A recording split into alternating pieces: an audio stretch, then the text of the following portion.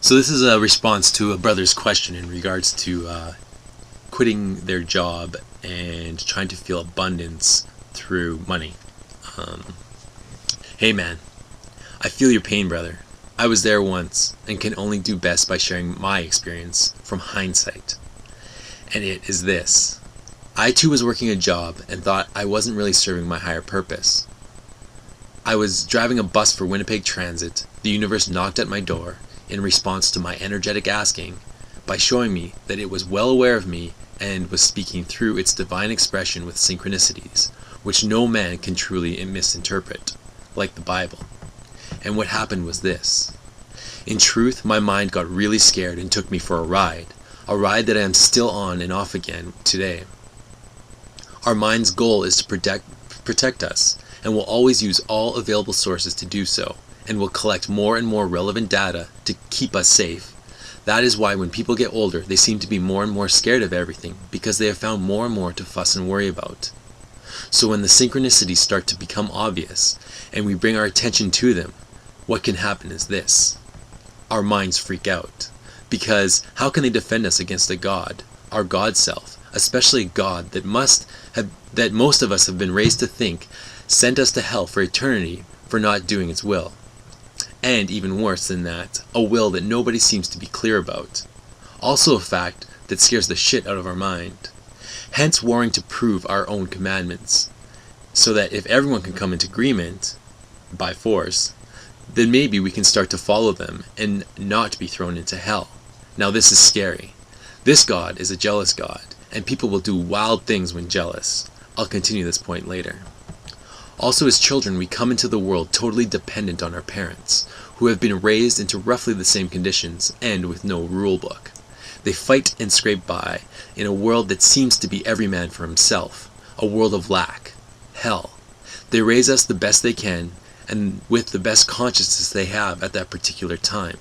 And at times, they may whack us with a look, a hand, a comment, or an abandonment of some sort. They are our gods until we can make it on our own.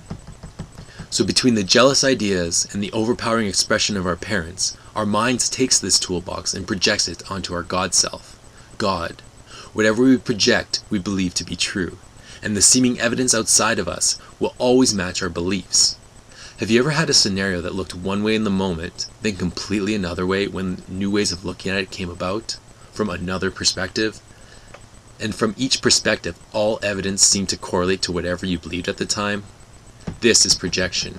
Seeing two sides of the same coin gives us an opportunity to realize we are the whole, or to realize the whole coin. What is, and what we create from it is our own experience.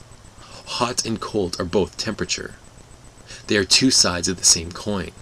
They are both unexperienceable without the other present.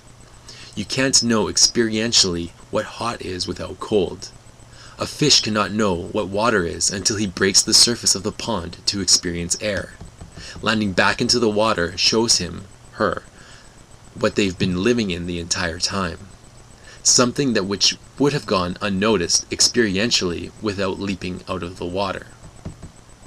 One of my favorite prophets, Neil Donald Walsh, summed up his 13-plus novels, the series A Conversation with God, on national TV in 5 words.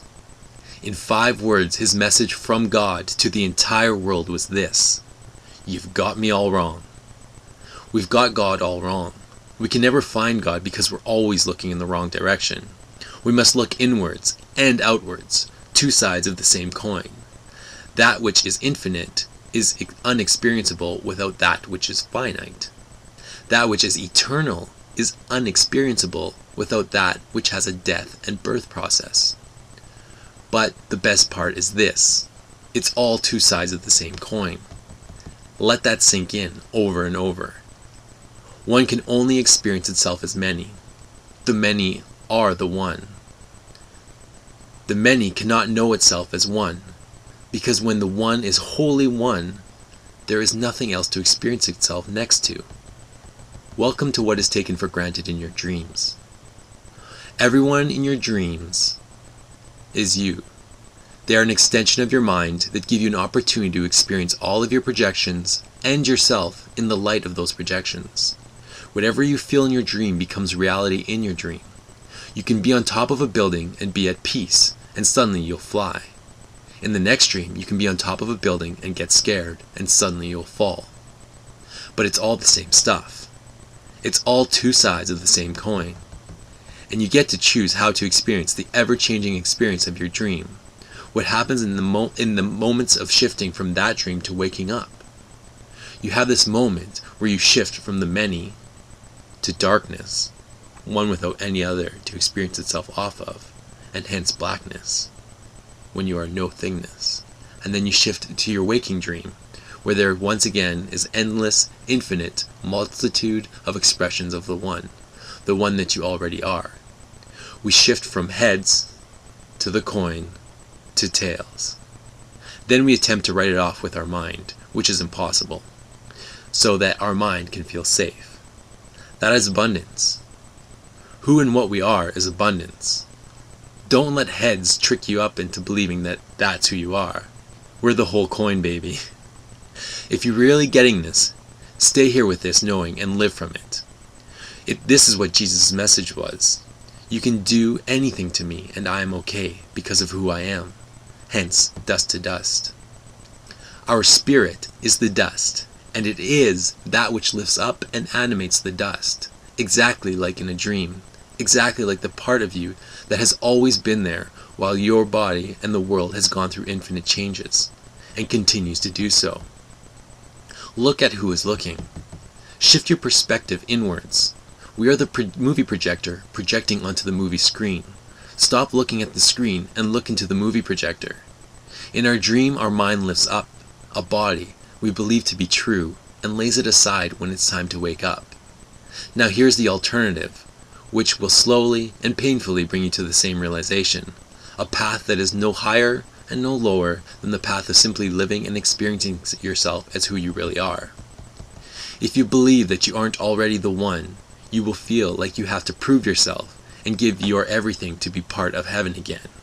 You believe that since you were born into sin, a sin of your ancestors, that you'll have to give everything plus more to get into heaven again, as only in your mind it was more than that brought you here. Example, it was the actions of Adam and Eve that brought you here.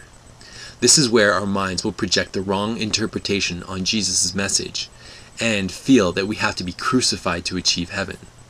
So our minds will go on judging everything we do as wrong, whipping us.